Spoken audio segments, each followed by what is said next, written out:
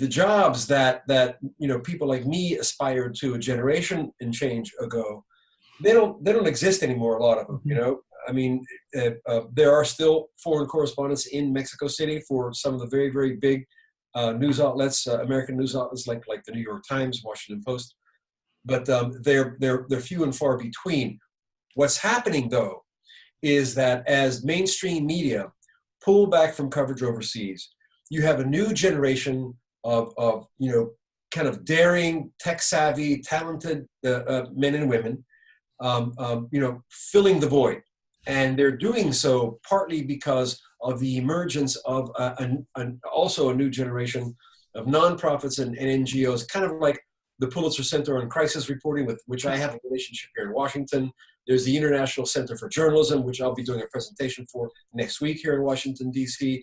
There are these foundations, nonprofits, nonprofit organizations, non-governmental organizations that are funding not only students who want to go to overseas to cover some stories for a brief period of time, but they're also giving grants to seasoned professionals, seasoned correspondents who have been around for a long time, but that their jobs simply have been cut So because do of these organizations fund the journalists whose reports eventually end up on the ABCs and CNNs of the world, or the they news go to organizations. other news channels?